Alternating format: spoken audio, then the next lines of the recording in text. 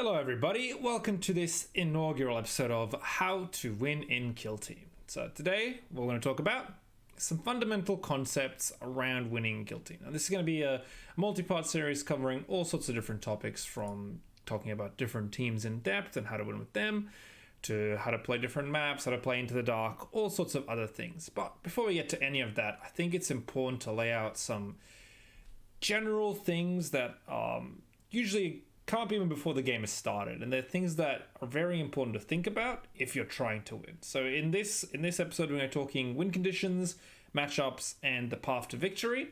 And then we'll continue with part 2 and part 3. We'll cover some other fundamental concepts. So things like how to deploy, how to play TP1 effectively and set up for turn 2, as well as just going in depth on different types of matchups and sort of understanding the differences between elite teams, horde teams, and sort of in the middle teams. But before we get into any of that, let's talk about our fundamental concept. A quick addendum here from future Alexa.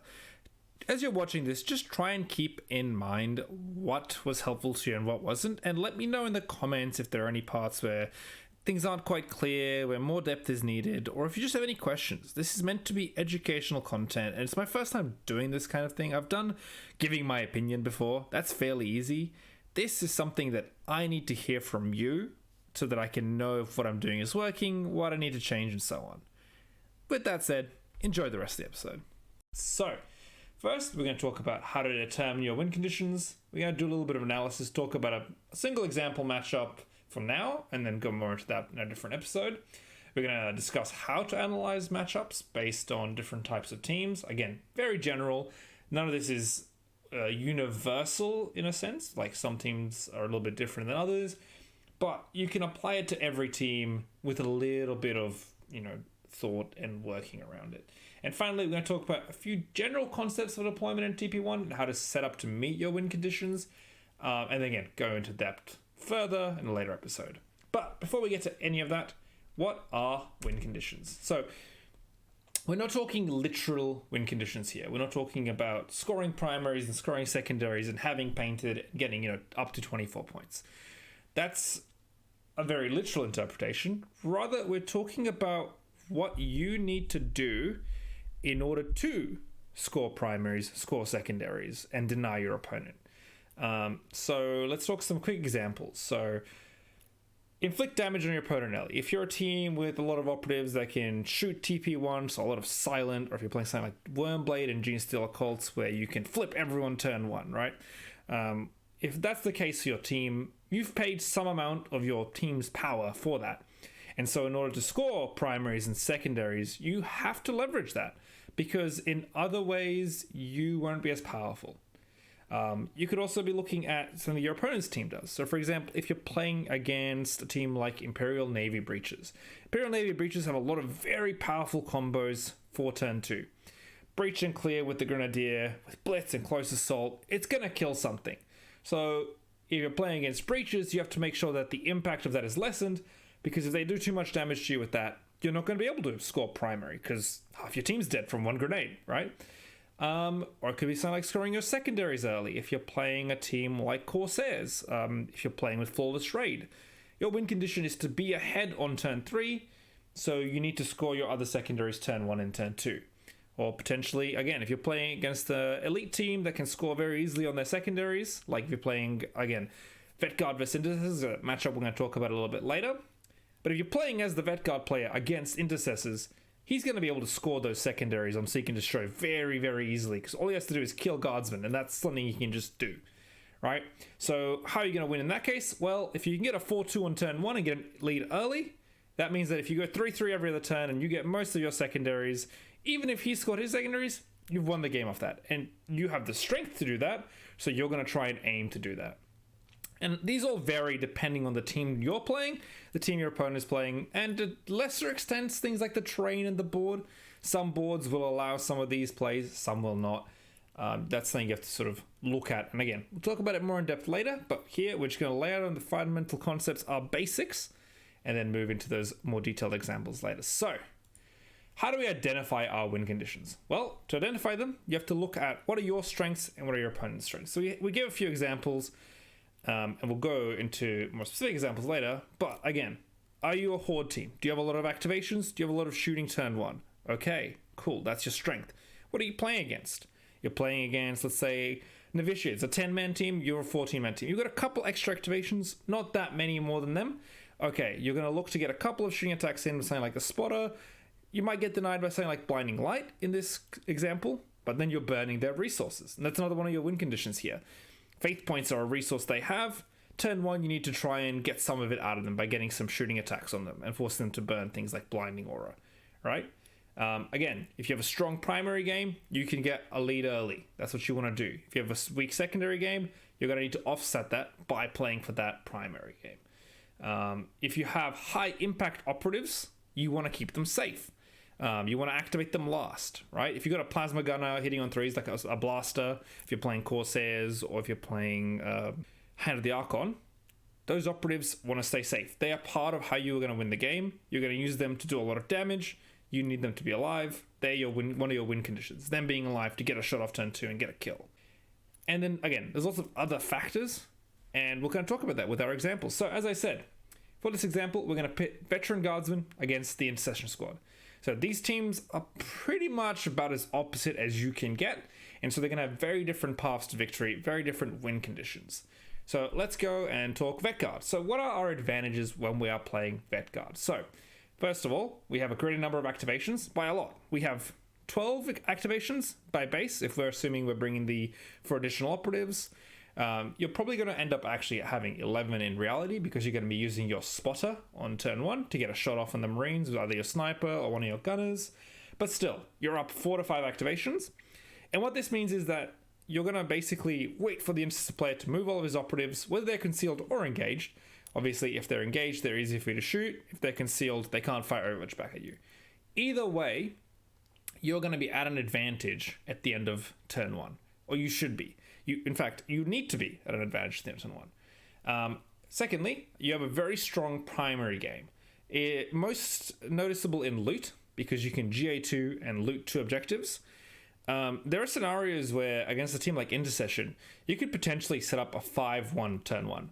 Now, obviously, you can't score 5 on primary turn 1, but you can deny your opponent. So if you're into the breach on a deployment where there's 2 fairly central objectives that can be reached by both sides, or realistically, I should say, 4 central objectives that can be reached by both sides, then you can go for into the breach forward, GA2, 2 guardsmen, you run up, grab 2. Your opponent can only grab 1 midfield one, potentially no midfield ones, depending on what you've set up. Then you grab 2 more, and then you're just in a massive lead. If you grab every middle objective, your opponent can't do anything. And you can force them to run up somewhere they don't want to get the 4-2 back, to stop you just going 5-1 and getting a 3-point lead from just turn 1 primaries only. And again, you also have multiple ways to hit concealed targets TP1 with little risk of counterattack. So the 2 primary ones for Vet Guard here, we have the Vet Guard Marksman, who can fire with concealed with his sniper rifle if he only dashes, combined with the Spotter. The Spotter allows you to pick one enemy operative, treat them as engaged. Okay, so this combo already, you have a very powerful ability to shoot someone, even if they're concealed in heavy cover, you can get a shot off on them. And since you're concealed and shooting at them, they can't shoot back. And then you also have the Demo Man. The Demo Man has Silent. His weapon has a 3-inch range. With move, he's got a massive threat range. 7 inches move with a 3-inch dash from into the breach puts him basically hitting every midfield objective and potentially even hitting home field objectives if your opponent isn't careful. And so with those 2 operatives alone, you can just put out a lot of hurt onto the Intercessor player early. Now, that sort of leads us to our win conditions, right? Your first one, you want to get 4-2 turn 1. You really do. This is a big thing because the Intercession Squad player is going to get a better turn 2 than you are. And we'll talk more about that when we get to Intercession Squad. But because of this fact, you need to get 4-2 turn 1. Secondly, you need to inflict disproportionate damage TP1. And what I mean by this is you shouldn't really lose anyone turn 1 unless the Intercessor player does something extremely aggressive, and even then you probably can be safe. The only real threat would be maybe the Grenadier runs up and throws a crack grenade at one of your guys. But if he's doing that, he's putting himself somewhere where he's just going to get blasted right after. Secondly, You need to protect your high impact operatives and keep them spread out. So obviously we talked about Sniper and we talked about the Demo Man. And then you also have your Melter Gunner, your Plasma Gunner, and to a lesser extent, your Grenade Launcher. Now, Grenade Launcher in some matchups is really, really good. Against Marines, it's pretty good. Now, none of these operatives actually reliably kill Marines in a single shot, but they're also your only way to reliably hit them hard. Your only other operative that's left really is your Sergeant with a Plasma Pistol, but you want him to hang back, issue orders, and then only really activate at the end of turn 2. And again, he also fits into this category of people you want to keep safe, and you also want to keep them spread out. Because the Marines have the potential to kill multiple of your operatives each activation, especially if you clump up. If a Marine can get a double charge in, with a chainsword, fight twice, cleave through 2 guys, you're in big trouble. Because he's very reliably going to kill 2. With shooting, they're not super reliable, especially if you're in cover. You've got pretty decent odds of surviving, but it's not good. Like, it's not you. If you're getting shot at, if your Plasma Gunner, Melter Gunner are getting shot without having fired their shot first, sure, you could in-death atonement and get a shot back, but then you're hitting on 5s. And again, that's not really very reliable. It might do 0 damage to maybe 6 with a Melter Gun. And so with that said, let's talk about intercessor advantages, right? Every single operative in this team can kill multiple each activation fairly reliably. Whether it's Blessed Bolts, the Grenade Launcher plus Bolter, or it's double melee, or, charge, fight, shoot a bolt pistol. All of these things are pretty likely to kill 1 to 2 guardsmen. Secondly, our operatives are extremely durable, right? They can survive shooting attacks from the guard player fairly easily, even from the scariest guard operatives, right? Let's think, assuming that they don't have combined arms, which gives them the full rerolls, which again requires a lot of setup from the guard player. You're not going to reliably kill a Marine with the Plasma Gun, even overcharged, even with rerolling 1s. That's just not going to happen. On force to hit with reroll 1s, you're probably looking at 2.5 hits as your average, less than that, I think, really. And that's just not good. That's just not good. If the Marine's in cover, he's going to take 5 damage. He's going to not even be injured, right? Unless you roll really, really high. And what that means is the Marine player, you're going to hit him with your Plasma Gunner, you're going to go, you're going to do some damage, and then that Marine's going to charge forward, he's going to kill someone, he's going to be stuck in combat so you can't shoot him anymore, he's going to be sitting on an objective with 3 APL, right? So this is a big, big advantage for the intercessor player, because you can set up multiple threats, and even if the guard player tries to hit one of your Marines after you activate, you're probably going to survive. Now you're injured, now you're probably in danger of dying, so you activate him next. Go, kill. That kind of thing. Tac Ops, Seek and Destroy against that guard is pretty great. There's going to be weak guardsmen on objectives. You can pick an Executioner, or you can go for Rout, or you can go for Rob and Ransack. There's a lot of good options in Seek and Destroy. Shock Tactics is also going to be very, very good for you. You're going to let the guard player take advantage on turn 1, have that 4-2, and then you're going to punch right back, get one of those objectives back, and that's what you're just going to do naturally. You don't have to go out of your way to score your Tac Ops playing Seek and Destroy versus Guard as intercessors. So that's a big, big advantage, because the Guard player has to either stand on the center line, stand in the center of the battlefield for central control, has to control more objectives than you at the end of the turn. These things require effort, they require sacrifice potentially, and you as the intercessor player can do things to deny them. There's very little a guard player can do if you charge a chainsword guy into a guardsman or an objective. You're going to chop him, he's going to die. And then finally, the final advantage you have is if you've charged into melee with an inactive guardsman operative, you're basically safe for the rest of the turn. There is only really one operative who can charge you and be a threat, which is the sergeant. So if the sergeant is not, within charge range, or if the sergeant's activated and you see a guardsman standing there, you can just shoot twice, charge the inactive guardsman, and now you're stuck there. You're basically safe. You can't die. And then even ignoring that, you can also use something like Fight at the End of the Turn from Angel of Death to, all right, all the activations are done, no more shooting to be done. All right, my guy with the chainsword, your Melter Gunner's in combat with me, I'm not going to kill you. So, those are our advantages. Let's talk win conditions then. You want to minimize damage on turn 1. You're going to take some. That's just the reality of it. Unless the guard player deploys really poorly, they're going to get something off. Even if it's just the mine's going to do some serious damage. In fact, the mine layer is probably the most likely to kill you out of any operative. It's AP1. So, on 2s to hit, it's going to pump out 10 damage very reliably. 15's a bit less likely, especially if you save a reroll, for your armor save. You've got 2 dice on 3+. You probably, taking the reroll into account, won't die, but you could very easily take 10 damage on one of your Marines. Other than that, you're going to get stopped by a sniper. He probably won't kill you. Plasma Gunner probably won't get a shot. Assuming you're playing properly. This is your goal, realistically. You don't want to get shot by the Plasma. You don't want to get shot by the grenade launcher. You're going to have to tank the spotter shot. You're going to have to tank the mine. But anything else beyond that, you really need to avoid. Because if you get hit by the Plasma and the grenade launcher and the melter and the sniper and the mine, now you're going to be in big trouble. You're going to lose 2 Marines turn 1. You're not going to be able to kill many guardsmen. You might get 1 kill with Wrath of Vengeance, but then you're burning CP for it, and you're just killing a guardsman. You know, even if it is the melter gunner, that's still a 1-for-1 that you've spent CP on and your opponent hasn't. That's not very good. That's not ideal. Secondly, you want to set up everyone to be able to do something come turn 2. This could just be as simple as move, dash, shoot, right?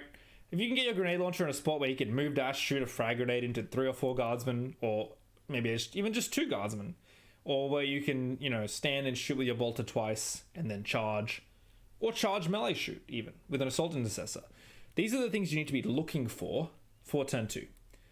And again, we'll talk more in depth about how to do this as a general concept, but as intercessors in this matchup, this is what you're playing for. Turn 1, you're going to sack it. You're going to go, you're going to take the 2 points on turn 1, and then you're going to explode forward, and you're just going to double kill, double kill, double kill.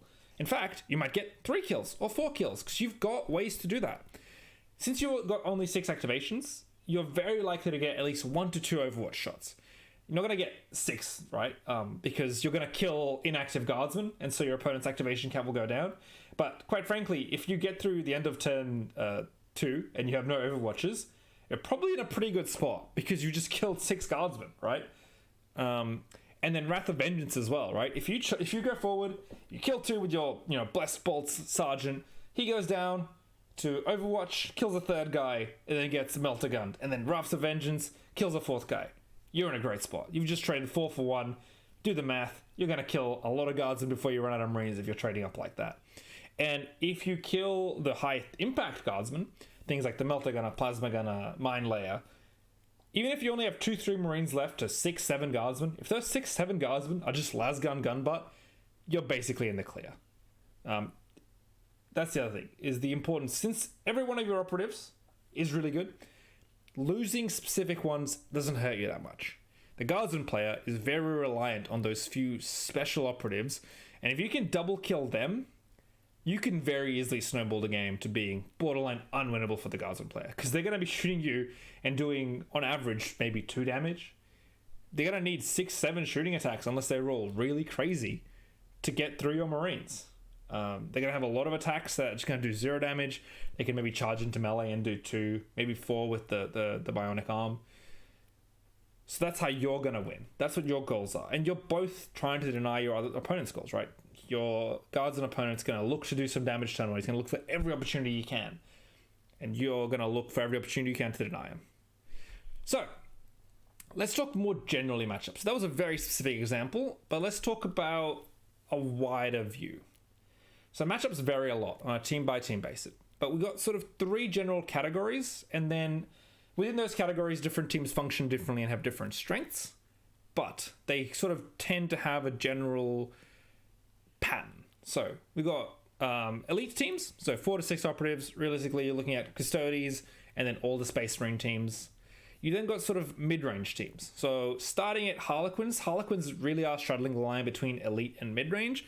But the thing that makes them mid-range to me is that they're still quite squishy. They only have 8 wounds each. They are 3 APL, but a lot of these sort of 10-man teams have some sort of pseudo 3 APL. For example, Corsairs have Dash for Free, which, you know, not true 3 APL, but pretty close to it. Things like Hand of the Archon can move, dash, shoot for free, so pseudo 3 APL again, as well as being able to use pain tokens to generate additional APL. You have things like Commandos, where the Commando knob hands out APL, and you've got a guy who does hand out APL plus free mission action. So things like that. That's what you're looking at for mid-range teams. Horde teams probably have the widest range and variety. You have things like Wormblade, where you have a couple of really elite operatives combined with a lot of weaker operatives. You have things like Vet Guard, which are like just pure Horde with a lot of weak operatives, no one particularly standing out except for the Sergeant. Chaos Cults, which is just an insanely broken team, but, you know, Chaos Cults are a team that starts out weak and then scales to the late game, but all of them the main thing they have in common is that high mortal count and high activation count that sets them apart. So let's talk strengths of each of these teams and weaknesses as well. So what are the strengths of elites? The first biggest strength of elites is that each of your activations is going to be high impact, or has the potential to be. What I mean by this is if you activate a Guardsman Plasma Gunner who hits on 4s, let's say he's got his reroll 1s. He's going to take a shot. He's got decent odds of killing someone, but not great. And then he can move and do nothing else. When you're playing an elite team, depending on the team especially, you can charge, fight, secure an objective. You're going to reliably kill whatever you charge, probably, if you're a melee specialist in an elite team. You're going to move very far thanks to that charge, and you're going to secure an objective thanks to your 3 APL. Or you're going to shoot twice with a Blessed Bolts hitting onto his rerolling 1 Sergeant. You know, you're going to put on a ton of damage, and then you can move to safety. Secondly, survivability. Again, elite teams, you're looking at 12 to 14 wounds with most Marine teams. Custodians have 18, right? You also have very good saves. 3 dice on 3 up means you're generally saving 2. Pretty good chance to save a crit if you need to put the 2 into 1. Especially in cover, you save 2 automatically, roll 2 3 ups. Like, you've got pretty good odds of passing both. Next up, threat range. Again, being able to 3 APL, move, dash, shoot. You suddenly have a much, much bigger threat range than a Guardsman does, right? Because you can move that extra 3, or you can just charge forward and then shoot. Charge forward, fight, shoot. That's an 8-inch move, a fight, and a shoot. Again, 2 APL teams can't do this. Finally, independence. You can put out an Assault Intercessor on his own on the flank, and you can just know that your opponent's going to need to commit multiple activations to deal with him. This lets you just leave him hanging there. Because, there's 3 Guardsmen over there, none of them have AP. He's not going to die. You can just let him sit, and he's going to probably win eventually. Elite teams have the ability to just control the board with one operative who's just sitting concealed in cover because he's just so hard to remove, and he doesn't need someone else to back him up to make him strong or threatening. A lot of operatives in mid-range to horde teams rely on something like getting given +1 APL to function, or getting given rerolls by someone. Elite teams don't need to do this. Some of them have synergies, but generally those synergies aren't the best way to play them. For example, in Phobos, the comms guy. No one uses the comms guy in Phobos. If he existed in a different team, he'd probably be pretty strong, being able to activate someone else from safety. But in an elite team, you actually want to use that independence. It's a strength of your team. Why would you create these combos and things when you can just send the Marine out, blast the dude, and then just move on? He'll sit there safe and then start shooting Overwatch, right?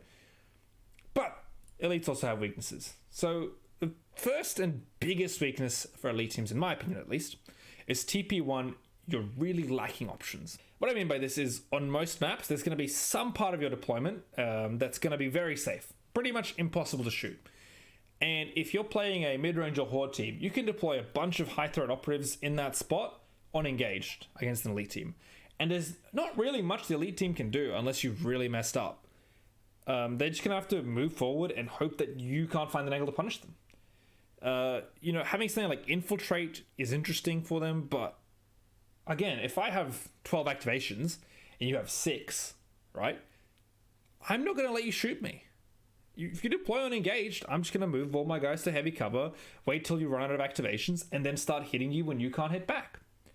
Secondly, if you mess up a little bit, if you put one Marine in the wrong spot where a plasma gunner and a grenade launcher and someone else can all shoot him and you can't do anything back, you've just lost a 1/6 of your team. That's really big. I don't even mean necessarily like mistakes as misplays. Like, if you mess up during deployment and you can't quite reach the objective with this guy, now someone else has to go there, and that's really bad because he needs to be somewhere else. You really need to make sure you get the most out of everyone, especially when you're playing against a really good opponent who's going to take advantage of your weaknesses. Finally, you're very limited in board presence. Now, you can independently hold a point, but if you trade, very heavily, like you lose half, right? You're going to have 3 operatives, your opponent's going to have 6. It's going to be very, very scary for you trying to hold objectives and put pressure and score attack ops. So, let's talk mid-range. Now, mid-range, I think, probably are the most interesting. They're generally teams that don't have any bad operatives. And what I mean by bad operatives, or weak operatives specifically, is that everyone in a team like Corsairs is a bit of a threat, right? They've either got a power sword, their worst shooting attack is, probably going to be a crack grenade, basically, unless you're bringing a rifle. Everyone can move quite far. They can project threat. And, 8 wounds and a 4-up is, relatively survivable. If you're talking about something like novitiates, they're a little bit weaker, but the acts of faith make each of them very, very reliable at doing what they need to do. Whether it's through forcing through crits, or whether it's through survivability, healing. All of these mid-range teams have something that makes them scary in this regard, where every operative can fairly reliably kill someone, right? No one is a guardsman with a Lasguard in a mid-range team. And if they are, that mid-range team probably isn't very strong unless they have some other gimmick going on. The main exception to this would be something like Star Striders. Star Striders are a 10-man team with a lot of weak operatives, but they get made up for by their other strengths. Secondly, most of these teams have a few 3 APL or pseudo 3 APL operatives. So again, either you have a lot of comms, you have ways to get bonus APL, or you have free mission actions on someone.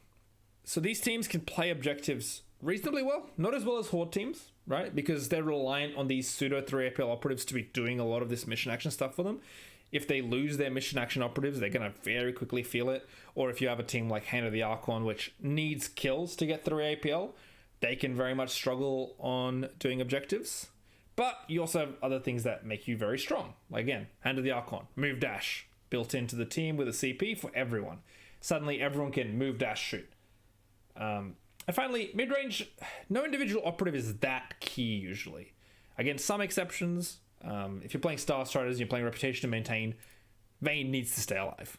But losing someone like your Gunner, not the end of the world as Corsairs. You've still got lots of power swords, you've got your leader, you've got your Pistolier. You have a lot of threats in a mid-range team. Probably the most threats out of any team. Now, our weaknesses, TP1 versus Hordes is quite hard. You don't have the health and survivability of an elite team, right? If that demo guy or that sniper from Vekgar takes a shot at you, you're probably going to lose a guy. Operatives are more impactful than Horde teams. Again, compare the Blaster versus the Plasma Gunner from Corsairs versus Vekgar, right? 3s to hit instead of 4s, pseudo 3 APL, quite a bit tougher with an extra wound and a 4-up save, but against, a Blessed Bolt or a Plasma Gun shooting back at him, he's still going to go down, where a Marine is much more likely to survive.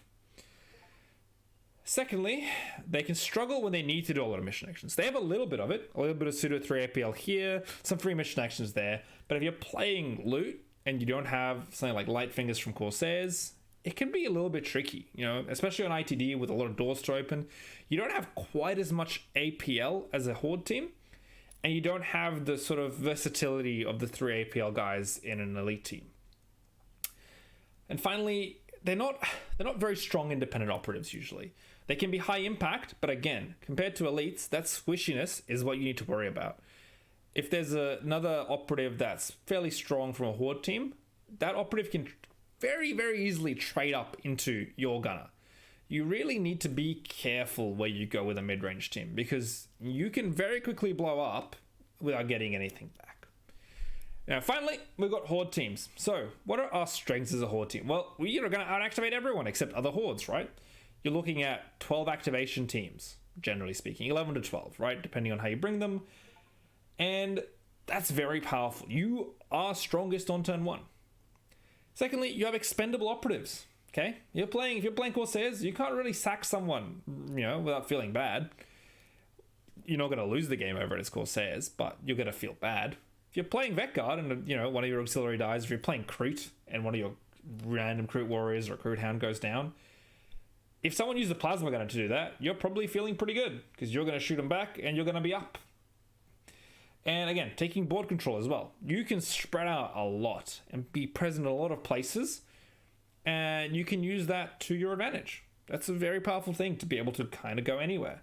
And whether that lets you sort of split your opponent and force them to go very thin, or make your opponent have to worry about a lot of threats, even if they're not major threats, there's still something to worry about. And you have a lot of damage threats. Now, they're not as good as a mid-range and elite team's damage threats, but you have a lot of them. I mean, again, if you're looking at something like breaches, another team that plays quite hoardy. You have things like your Axe Jack, Plasma Gunner, Melter Gunner, Las Volley. Your leader's pretty good with the Power Sword. You're looking at a lot of threats. Again, not as good, but still threatening. They're still something your opponent has to take into account and worry about. Weaknesses wise, though, very activation inefficient. You have GA2 on your warriors, and that's nice. Activating 2 warriors makes you very good at capturing the board and completing actions. But on that turn 2, if you activate one guy and then the Marine player activates one guy, the Marine player has done a lot more than you have. And that's something you have to really take into account when you're playing for turn 2 as a horde team. You need to be ready to hurt for the first 3 activations while your opponent's Marines are running through, charging, fighting, shooting. You're going to hurt. But that's okay, because you can take the hurt to some extent. And if you can get some kills back on his inactive operatives, suddenly he's sitting out in no man's land. You've got a lot of guys waiting to still activate. You can set up shooting attacks that they can't retaliate to, even with Overwatch. You're looking to play a longer turn 2 game. And finally, you don't have very good independent operatives. You send out one guardsman, what's he going to do? Not much. Especially because he's so squishy. He's going to probably just get eaten and do 0 damage back. And that can be okay, but it's something to just keep in mind when you're operating with these teams. You can't just send 1 or 2 guys off on the flank and just assume they're going to hold it the same way even a mid-range team can. A couple of guys with power swords from a mid-range team with like a pre-parry or like a good shooting attack can fairly reliably hold a side. They're going to be a big threat. 2 operatives from a team like Breaches, unless they're a very specific duo, are not going to be able to do that. And even if they can, oftentimes the impactful operatives in these teams are very specialized. They're usually very short range or they're heavy. So again, you have a lot less options for each individual operative. You need to use the whole in a horde team. So that's the sort of general overview of how teams work and how to think about them. We'll talk real quick about sort of the path to victory, and then we're going to finish up for today. So take the above factors into account.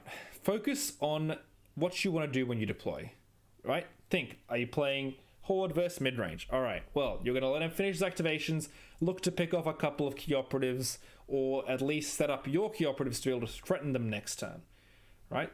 What are your strengths? Where are you strongest? When are you strongest? These things all matter, and they all impact how you're going to play the game.